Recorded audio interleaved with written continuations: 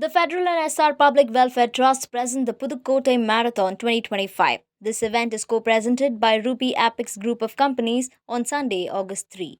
A heated debate is unfolding across India over whether practitioners of traditional Indian medicine systems like Ayurveda, Unani, Siddha, and Homeopathy should be legally recognized as doctors. While the Indian government and regulatory bodies permit Ayush graduates to use the doctor prefix, modern medicine practitioners argue that this practice is misleading and potentially dangerous. They cite stark differences in training and scientific rigor. We dive into this contentious issue with insights from key voices in the medical community. Indian Medical Association, representing allopathic doctors, has been vocal in opposing what they call mixopathy and quackery, the practice of non-allopathic practitioners prescribing modern medicines without adequate training.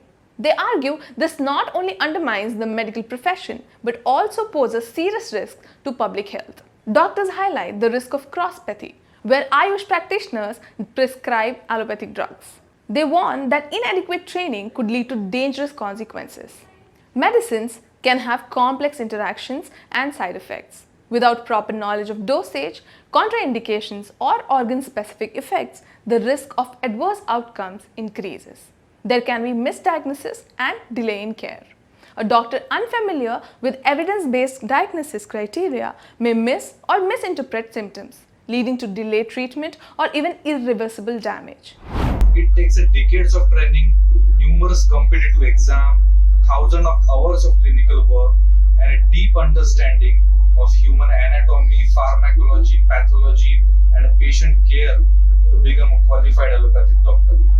It's a journey of sacrifice, discipline, and a lifelong learning. How can one equate this with a 1 year of bridge course? Allowing lateral entry from the medical system into allopathy without a full training not only insults the profession but it endangers the lives. Medicine is not about guessing, it's backed by a clinical experience.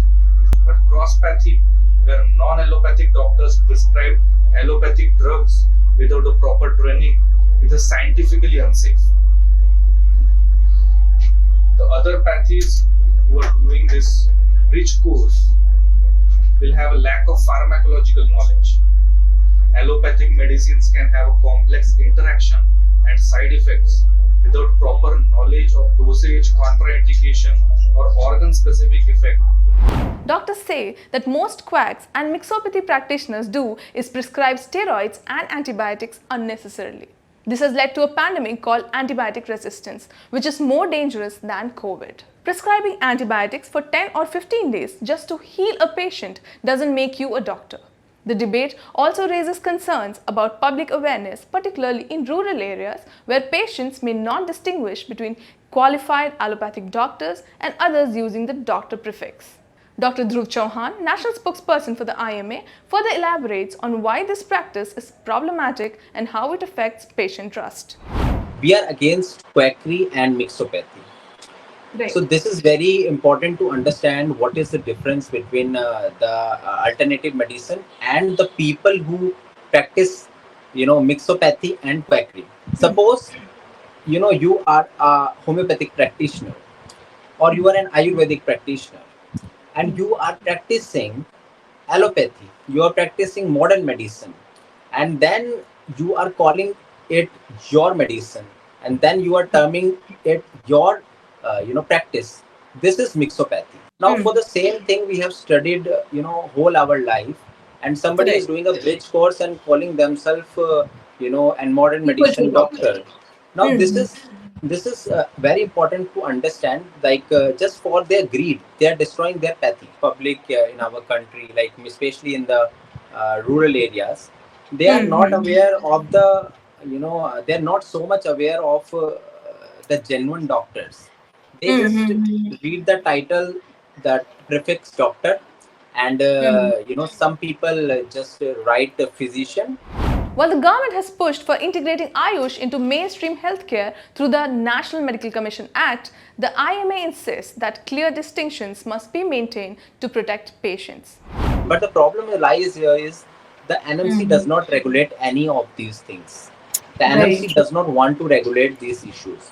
If NMC was really alert and cautious on these issues, I think a lot of more lives could be saved. Whatever medicine you practice, if your government allows you, practice it genuinely, practice it individually without merging, our pathy and then calling your pathy as superior.